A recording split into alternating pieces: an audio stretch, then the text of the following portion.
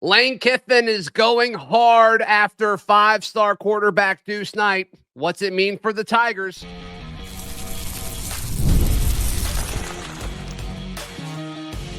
You are Locked On Auburn, your daily podcast on the Auburn Tigers. Part of the Locked On Podcast Network, your team every day.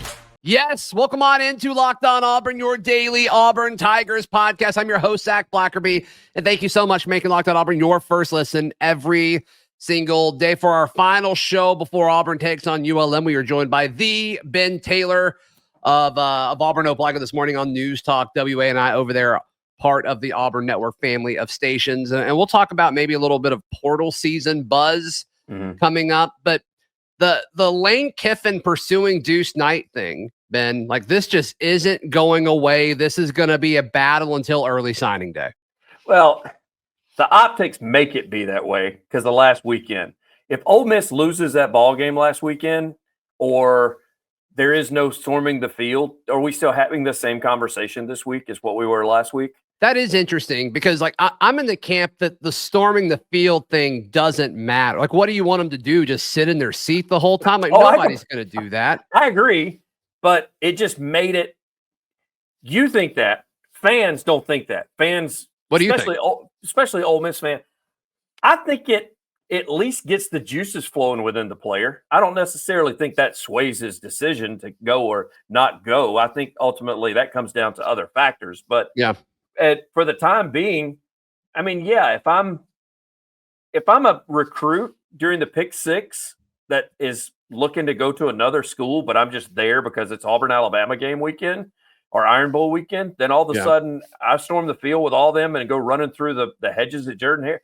Yeah, I'd probably go back home and go, that was a blast. But ultimately, I'm going to make a decision that I think works best. And I've talked about this with you. Is it best for him to go to Ole Miss if he decides to do that? But we know Lane is good at grabbing quarterbacks, and I say even developing quarterbacks, because I made the argument to you at one point. I said, Jackson Dart's a better quarterback than what he was. I don't think any Auburn quarterback could say that right now under the Hugh Freeze era. No, I agree with that. I mean, statistically, Peyton's probably better than a year ago, but we all know it's more than just box score. I mean, Auburn's been able to put up yards, but if you can't put up points, it doesn't matter. So yeah, I'll agree with that. And then we don't really know what's up with Hank's development because outside of, I mean, he lost that shot in the first half of Arkansas and hasn't gotten an opportunity again. And then, we just don't know about Walker White yet. So far, like, there's not a whole lot of proof that that quarterbacks are getting better under Hugh Freeze, but there hasn't been a whole lot of opportunity either. Like, I don't know how many quarterbacks he's brought in and said, hey, this is the long-term solution here. I think we'll get a lot of answers this time next year with that, as far as like, okay, who do they go and get a guy through the portal? We'll talk about that in a second. Does Hank take a step forward? Does Walker take a step forward? I don't know if we can really say that yet, because everywhere else he has made quarterbacks better. And so I'm not ready to kind of look at this 2-year stint here and say like, oh, he no longer could develop quarterbacks. I'm not there yet. No. I'm not saying that by any means. I don't think that he can't. Sure. And look at the hand that he was dealt. I mean, bringing Peyton in, I think he thought he was getting something different than what he got. But clearly, I mean, how much are you going to develop a guy that now is a fifth-year senior? You bring him in his fourth year. Habits have been developed freshman, sophomore, and junior year. So I didn't expect him to just make Peyton Thorne a Heisman candidate whenever he came in. I did expect a little bit more scoring than what we're seeing. As you said, the numbers are there, but biggest number is W's and L's and putting the ball in the end zone, which is not. Yeah. And also just the dynamic of, okay, all off season, the roster was adjusted to make it not about Peyton Thorne or not about whoever was playing quarterback. And it does seem like everything still goes through the quarterback. I mean, that's kind of a big part of the RPO is your quarterbacks having to make decisions every single play quickly. That's the offense going through a quarterback. So will we see a difference in that over the last 3 weeks of the season? I don't know. If you're the Auburn coaching staff and you're talking to Deuce, and you're the Ole Miss coaching staff, you're talking to Deuce. I mean, if I'm Auburn, I'm saying, look, it's wide open here. Whenever you get here, you literally could play as a true freshman. Number two, Auburn's NIL and on to victory set up pretty well. The collective is, as far as that is concerned. Sure. Number three, if I'm going against Lane, Lane has said he is a big portal guy, loves the portal, loves to use the portal.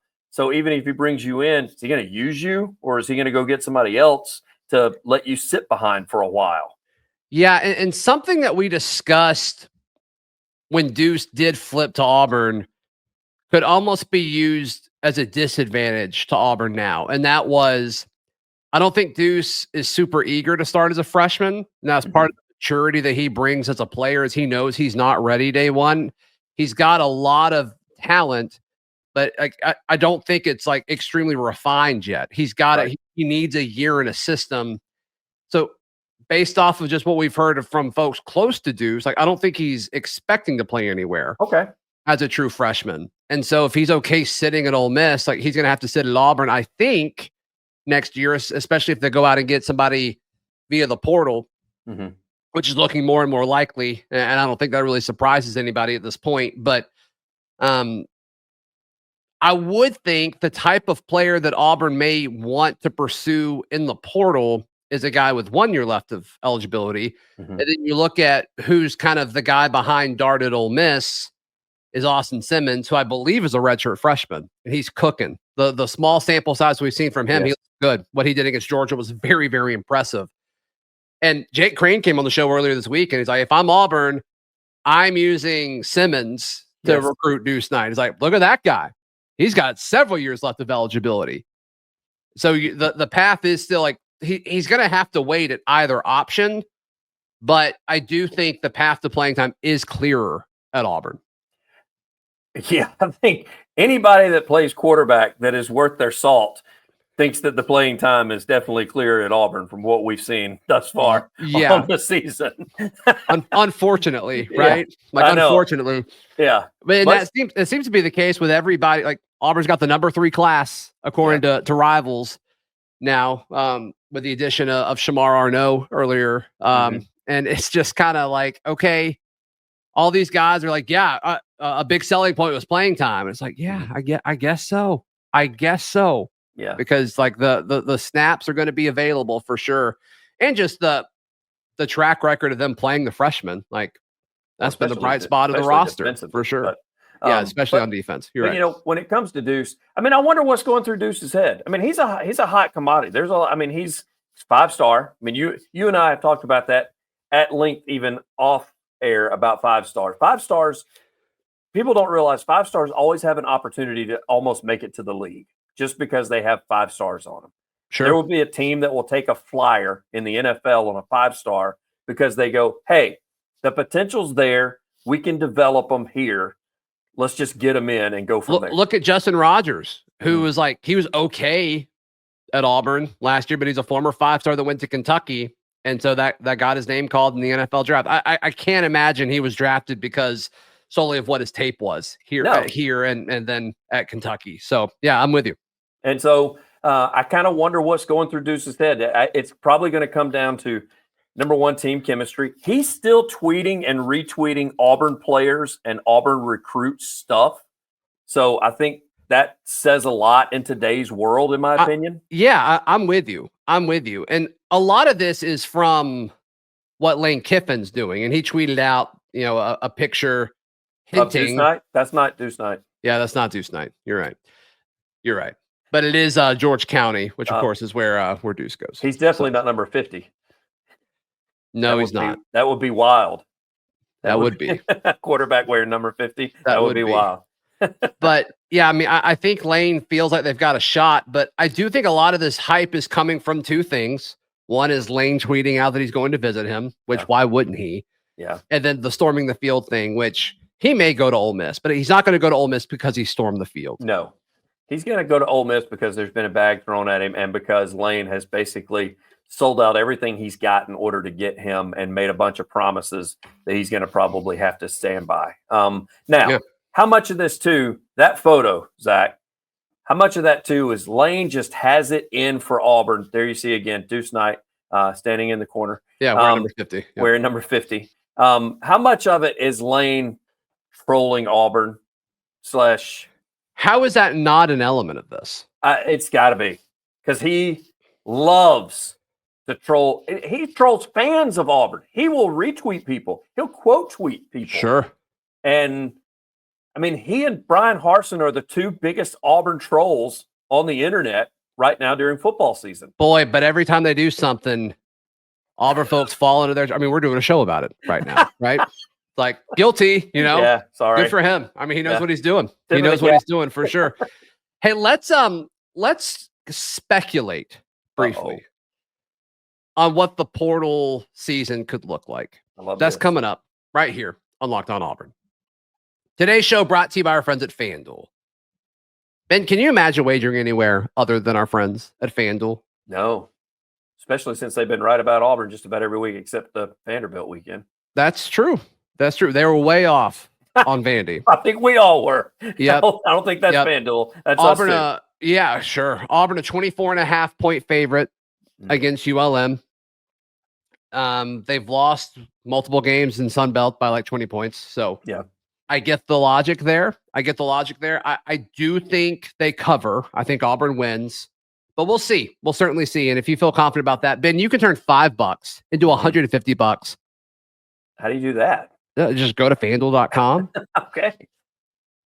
Win your first $5 bet, get $150 thrown on top of it. Are you kidding me? All that's at FanDuel.com.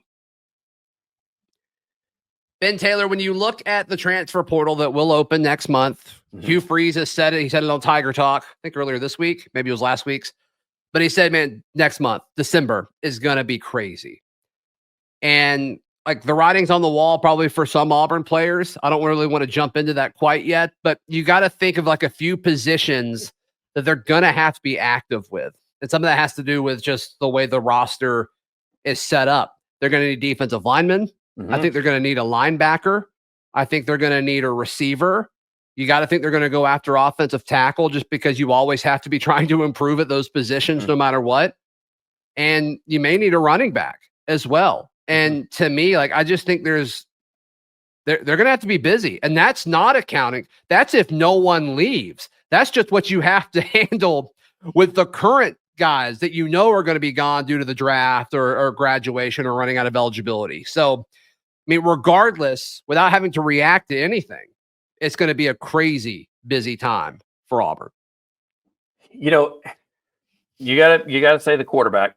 And the reason I say quarterback, regardless of about Deuce that we were just talking about moments ago, I think it's because of the mistake you made last year not getting one. You can't do that 2 years in a row. Agreed. So and you mentioned earlier in the show, and I do agree with that. I think that needs to be a 1-year quarterback, whether it's a grad transfer, so not necessarily even portal guy, but a grad transfer. Could be a portal guy. But you mentioned linebackers just a minute ago.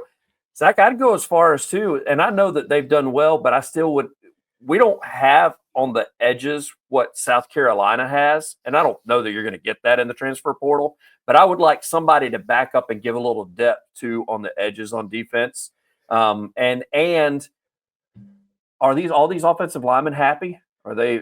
I mean, I don't know how they wouldn't be happy, Ben. I feel the same way, but you see other players have been happy before, and then all of a sudden their name pops up in the transfer portal, and you end up grabbing somebody. Yeah, my pushback with like the concern on the O-line is I don't know who on the O-line would be thrown a bag by another I agree with that. School that's not playing. Dylan Wade is interesting. Like Dylan Wade has another year left, I believe, but I think I've been told by some people that he may go to the league regardless. Like they knew that going into this year.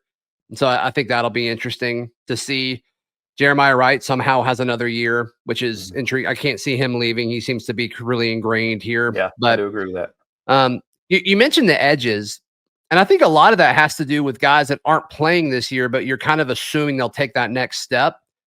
Like you've got Kieran Crawford, who's going to presumably replace J-Mac this year because Jalen McLeod will be gone. But Keldrick comes back. Amaris Williams will be a second-year player. Jamonta Waller, hopefully he doesn't miss a whole lot of time with that foot injury that he had. And we haven't seen hardly anything of Joe Phillips, and we all expect a ton of Joe Phillips too. Okay. Can he take that second step? And then obviously like DeMarcus Riddick, I think we're going to see him more kind of off ball next year. But do you go out and get another guy that's equivalent to Kieron Crawford? Maybe. And like they've got a ton of edge guys that are going to be true freshmen, but do you want to rely on true freshmen on the defensive front? That's just that's always a little bit risky. You mentioned running back. Of course, Hunter going to be gone. Don't know what the portal holds as far as some of the guys that are there now, because you've got some pretty good running backs that are going to be heading in even as true freshmen. But I think running back is a position you can play as a true freshman and be successful as a true freshman. I agree. Yeah. And so I think there may be some writing on the wall there. So they may have to go, and that may be a grad transfer. That may be somebody that's just not really happy because they've worked 4 seasons somewhere and not getting the carries that they would like, so they can come and play in the Southeastern Conference, or they may be an SEC running back already. I don't know. But I think I do find that interesting, the running back position. I think more along the lines of not what Auburn would go get, what they may lose in the portal when it opens up in December. At running back. Yeah, because it's interesting. Like the conversation about running back gets super wild if Damari Austin or Jeremiah Cobb leaves. Because then it's just like you don't have any bodies. I know. You got nothing back there. Yeah, you got whoever stays of those 3, and you got Alvin. Yeah. And you probably go get 2 guys in the portal, which is super intriguing. I made this point about Alvin. I understand he's setting a lot of records. He is one of the best in the biz. I was one of those that I played high school football and 1A football. Playing 1A against 1A competition is different than 7A guys going against 3 guys I get on the it, defensive but line. like if you're gonna play at 1A, like, and you get 10,000 yards, then I know. All right, like if you're gonna play at guys that you should dominate, as long as you dominate them, I'm not ready. I'm not going to ask that question as much. Right. You know, so he's doing what he needs to do in his situation. He can't control, where he's playing and all that. No. I'm bringing up that point just because of what you said, that the running back room could possibly be very thin. Yeah. And so it would be nice for him to have some help so he didn't have to shoulder all the load as a 19-year-old at Auburn. Yeah, so that'll be interesting for sure. Ben Taylor, thanks for hopping on for a few minutes. How can people check out everything you've got going on? You go to aunetwork.com, click on the WNI logo, and then we do sports each and every morning, Monday through Friday, just after 7 o'clock. You're on. I am. Double D, Daryl Dapprich is on. Charlie 5 is on from time to time. Voice of the Auburn High Tigers is on Fridays. Jacob Goins, host of Locked On Hoosiers. That's exactly. Right. So a lot happening on Auburn Opelika this morning, Monday through Friday, 6 to 9. Yep. Be sure to give Ben Taylor some love. Please like the video. Please subscribe. And programming note, we'll be live after the Auburn ULM game. We'll drop a show. Daryl Dapprich will join me Sunday morning. We'll have normal schedule shows on Monday, and we'll go live after the Auburn basketball game Monday night. So a ton of shows coming up over the next few days. So be sure you're subscribed on YouTube or however you listen to the show. Until next time, this has been Locked On Auburn.